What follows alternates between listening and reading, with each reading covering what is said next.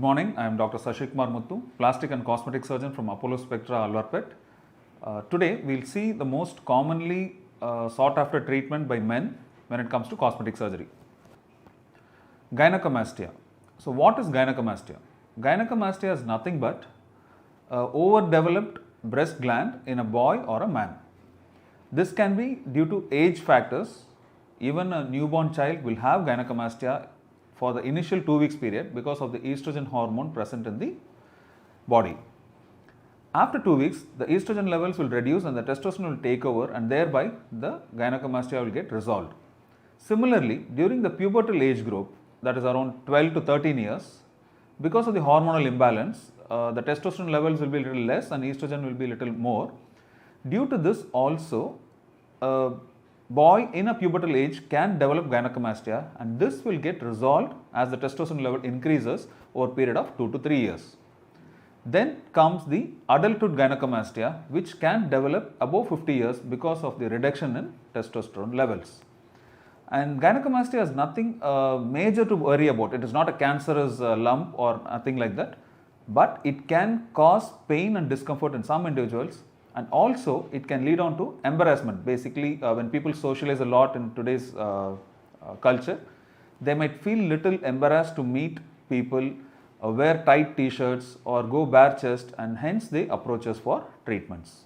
So as I already mentioned, in some instances the gynecomastia can get resolved on its own, but in other conditions it might stay back. In such condition, if it is affecting the person, affecting that individual, then we can provide solution by either medications or surgery as an option.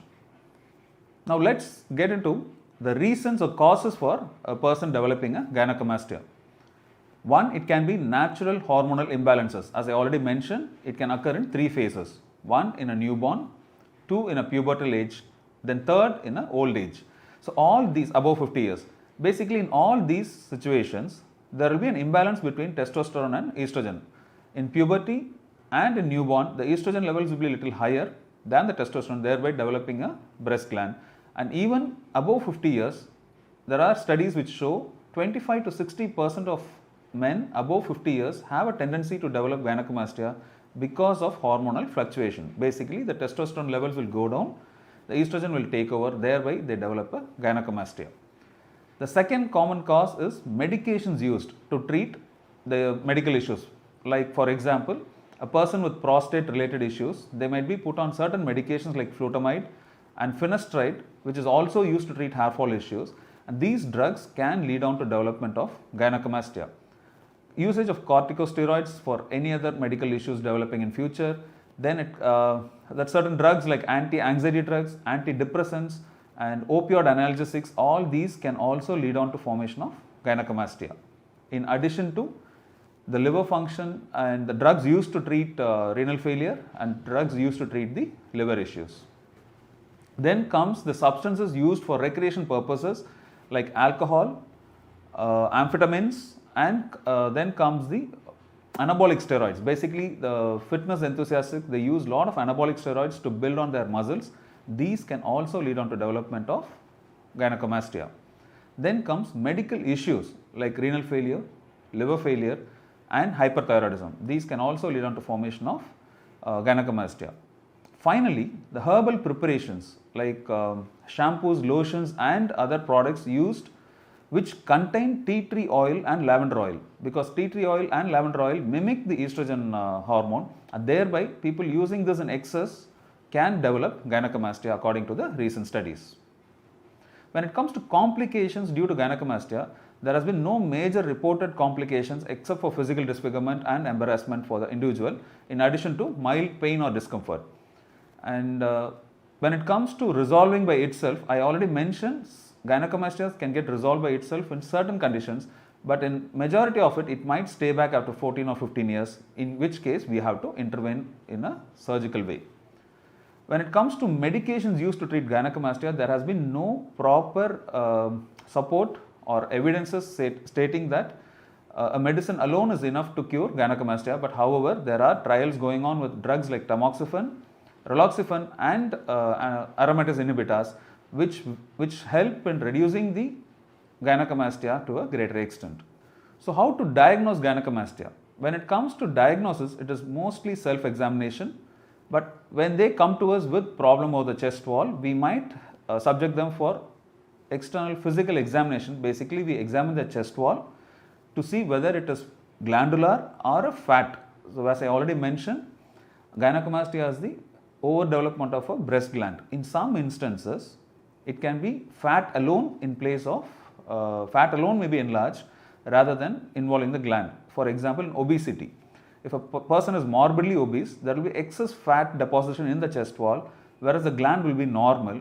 So in those conditions, it is called pseudogynecomastia, which will resolve when the patient is going to go in for fitness routine and reducing the overall body fat.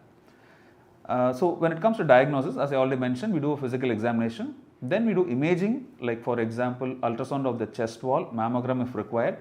Then we do ultrasound abdomen and external genitalia as ultrasound to make sure they are all normal, because in medical issues, like certain gynecomastias are associated with pituitary insufficiency, basically the main hormonal imbalances, or it can be associated with other hypogonadic issues. For example, Klinefelter syndrome, wherein their testicles will be underdeveloped, they will have inherent testosterone levels which are very less. So to rule out those things, we might have to do certain evaluation before we treat them.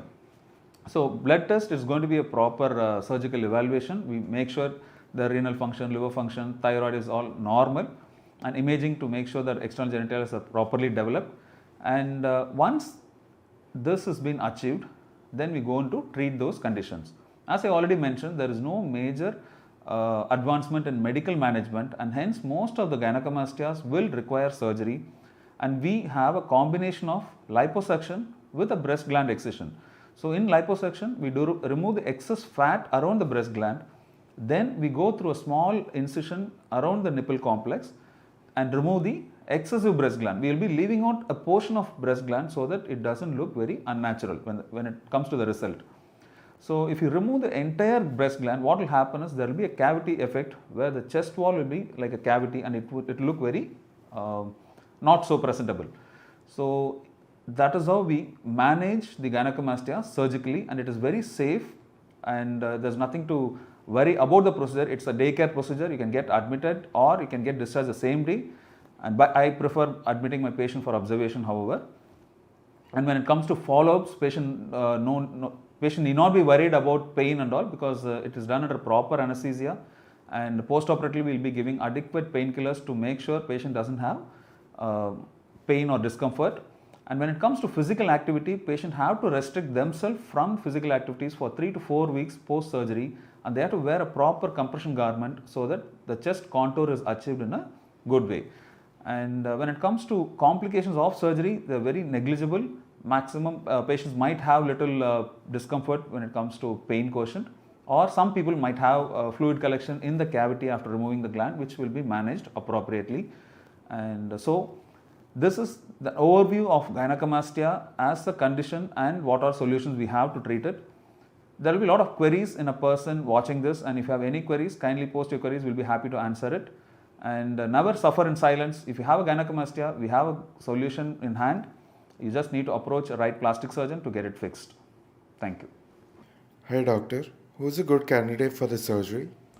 See, gynecomastia, as I already mentioned, it is enlargement of a breast gland. It can be due to hormonal imbalance.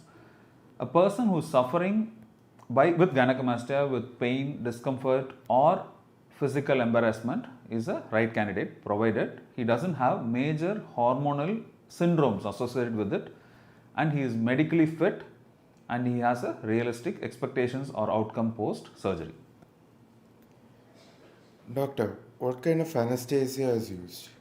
See, gynecomastia can be done even under local anesthesia, but however, I prefer to operate my patient under general anesthesia so that we can avoid untoward complications happening due to local anesthesia, and we have a control of patient during the surgery, because liposuction can lead on to fat embolism in certain individuals. So better it is done under general anesthesia in a proper hospital setup. Doctor, how long does this surgery usually take? See, gynecomastia surgery is a simple procedure. Generally, it takes 1.5 to 2 hours for both the breast glands, and recovery time will be like 1 to 2 hours post surgery, and patient has to be in the recovery room before we discharge them, or in some instances we might admit the patient overnight for observation and discharge them the following day. Doctor, what is the follow-up routine after the surgery? The gynecomastia surgery involves the removal of excess fat and breast gland from the chest wall, and hence I tell my patients to abstain from any rigorous or strenuous activities which can move the chest wall, like riding a two-wheeler, driving a car, resuming the fitness activities like workouts, push-ups, pull-ups, or lifting heavy weights. And they should be very clear, they should not get any injury to the operated site for at least 2 weeks till the wound heals internally. And they should also avoid crowded places so that they don't get trivial injuries which can lead on to formation of hematomas. So ideally, a person has to be in strict bed rest for 24 to 48 hours, and restricted activities can be resumed from the third day onwards, like desk job and going back to regular works they can do with wearing a proper compression garment. But however, resuming sports activities, physically strenuous activities like lifting weights, swimming, cycling, gym, or even sexual intercourse has to be avoided for 3 weeks minimum, so that they don't have any major internal injuries or hematomas forming, so that they have a better outcome. And they have to follow up with the doctor for a period of 3 to 4 months, so that we can assess and we can improve the outcome. Doctor, will there be a scar at the site of the surgery? See, the gynecomastia surgery involves two major procedures. One is liposuction, for which we use a small cannula which will be like 2 to 3 mm. So that scar will be placed in a very inconspicuous location, it won't be generally visible.